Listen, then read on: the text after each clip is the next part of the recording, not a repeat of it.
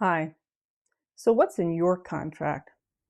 I'm Laura Gills. Welcome to my kitchen. And I thought this would be an appropriate place to have a discussion about remodeling contracts. Who do you call first and what exactly is in there?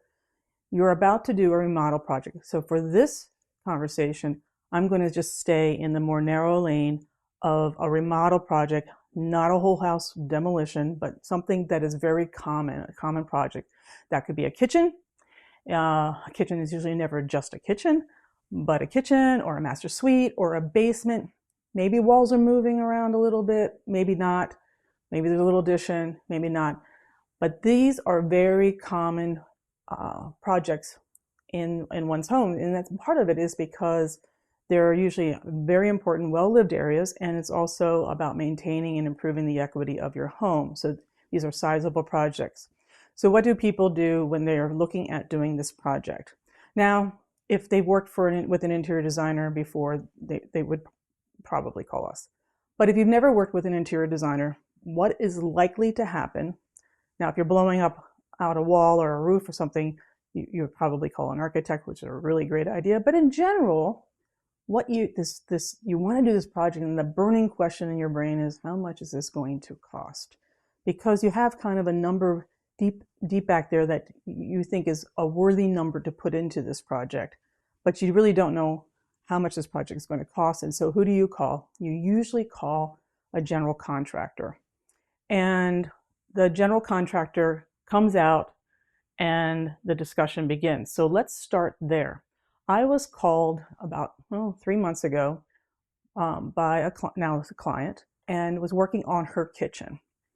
And she was very budget conscious. So we're all budget conscious, but I mean, she was really budget conscious because she didn't know how long they were going to live in their home. So when somebody is looking at, okay, I'm at here probably for at least 8, 10 years, maybe more, investing things like in a kitchen, I'm going to timestamp this, summer of 2025, up in Cleveland area, we're hovering around $100,000 investment. Okay.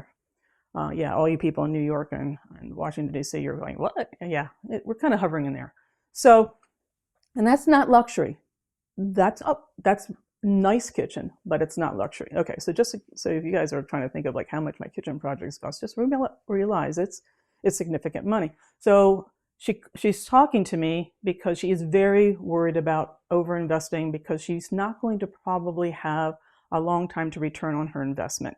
But her house are builder grade. They're that old melamine, like nice neighborhood, but really not good construction. And really to sell the house, she kind of needs to do something.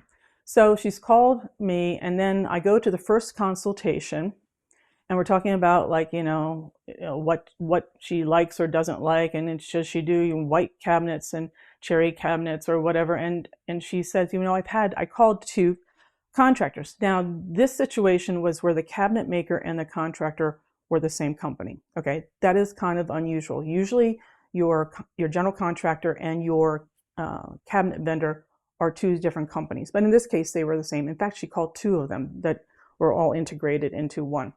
And so the gentlemen had come out, talked to her, and one had actually given her an estimate. And so I photocopied it, took my phone and I copied it because we were talking about it, because I just was concerned that her number was even realistic because it was below the 100 mark.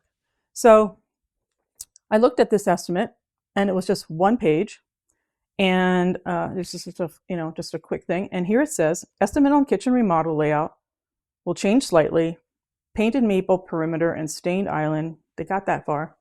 All wood cabinets, no particle board, and then proceeded to list, tear out dumpster, like minor electrical plumbing, drywall, patching and painting, new cabinets installed, granite top allowance, tile back install, and a tile backsplash and install, redo tile around fireplace, total, blah, blah, blah. Okay. And I'm like, and then half down, rest when completed. And there was the number. And I'm like, so there's no like description? Were there any drawings? Like, what is this based on?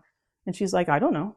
I just told her, I wanted painted on the perimeter and I wanted island. So this is not like, we are not, like when they say it's minor drywall, we're not doing anything major with drywall. Drywall will add a lot of money. Any kind of structural things will add a whole nother layer to it. So we're talking along and I'm just really concerned. Like, I'm baffled. Like, you have a price and you're talking about hiring me to design your kitchen. Like, to me, that's like not making sense. And we're talking more and she's like, so what do you think that tile is like in his estimate? And I'm like, I have no idea.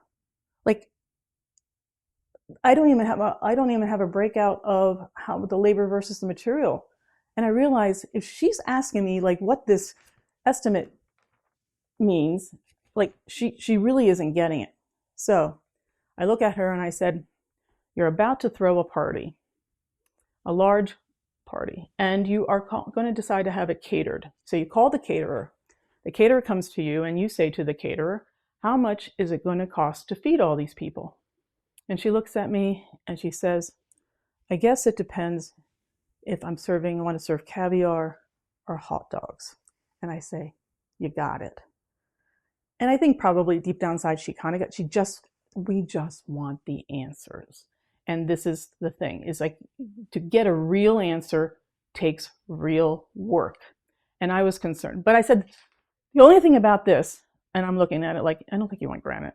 I think you're going to want quartz, and like different things like that. And I'm like, so just be aware, like she's now got this number in her head, that you hire me and I design the kitchen, it's probably going to come out higher, right? And so we start the design process, we get halfway through it, and she again reiterated, like, I really do understand now why that first estimate really doesn't mean anything. So we did it. I did what I call a bidding package. Basically, it's all my drawing specifications, everything, notes, introduction to projects, things to keep a lookout on, which appliances. And happiness, it actually didn't change that much to my shock. I really thought it was going to jump quite a bit, and it really didn't. So kudos to him that the number he gave her was something that he felt like he could meet. But that is just one scenario. So typically what happens is they don't do this. General contractors generally don't do this. Generally, there's two ways this usually goes. First way, you call the general contractor, and they have in their business model some sort of design, like they were going to offer you some design services. And today's not about the caliber of what those design services could be. But a slightly larger contractor might even have a person, an employee in their firm that actually does all the drawings and meets with the clients and picks everything out. Because what you have to understand is your general contractor, your tradespeople, they just want to build it for you. They want to build you the best version of it they can, but they need something to go off of. They need a plan, they need specifications to go off of. So if you do a vertically model of a contractor who has those design services, okay, that's one way you can go. But many of them do not offer those services or don't have that service because, quite frankly, you have to be careful of people wearing too many hats.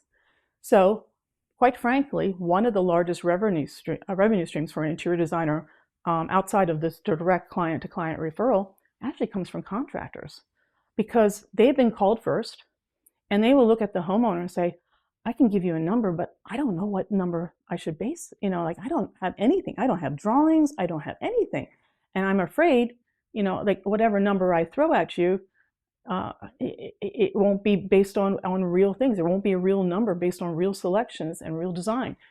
So, of course, the homeowner is just like, please just give us a ballpark. Okay, now the contractor, he's on shaky ground because he's experienced. He knows roughly, how much a project in this neighborhood type and all that square footage and everything is going to run. So he's probably going to actually qualify them for himself as well, going to give them a range. So let's say he tells them that your kitchen is going to be probably, most likely, around $85,000 to $125,000. Okay. Clients, homeowners, still okay. Yeah. But you know what we do? We human beings, we put all our hope on that lower number. So then the contractor says, you need to talk to so-and-so. So they usually refer out. And whether it's, if it's not complicated, they may actually send them to their go-to kitchen and bath studio designer person just because that's all they really need. Or if it's bigger, they say you need to talk to Laura or another designer so that they can work with you to figure out what you want and create this design book, this bidding package so that I can give you a real number. So all of that happens, right? And here's the danger. What happens, right? They come back, the builder or the contractor, he comes back and says, good news. The kitchen is running about $107,000. He's thinking, or he or she's thinking, perfect, I'm right in that range. But you know what, the homeowner, this happens all the time. I thought you said the kitchen was going to be only $85,000. Because that's the number we remember, right? It's the lower number we remember. So remember, when a contractor gives you that sort of general range or number, it's not the real number. A real number takes real work. So if they give you what we sometimes would call a preliminary number, and maybe they actually give you something, do you know what's in it? So when they say an allowance, like the tile, she doesn't know what's in this tile allowance. Is it $5 a square foot? Or is it $150 a square foot? Makes a huge difference. Are you doing full overlay? Are you doing inset cabinets? Are you doing level A granite? Are you doing a piece of beautiful, expensive, high-end marble on your island? Like, there are so many factors that go into what the cost of your project is that you have to, unfortunately, you have to go through the process to get the real numbers. So I hope that this helps, that you need to really understand what is in your contract. If there are allowances and you do not understand what those allowances represent, you need to ask a lot of questions. Okay, so today, do you want caviar or do you want a hot dog? It's up to you. See you next time.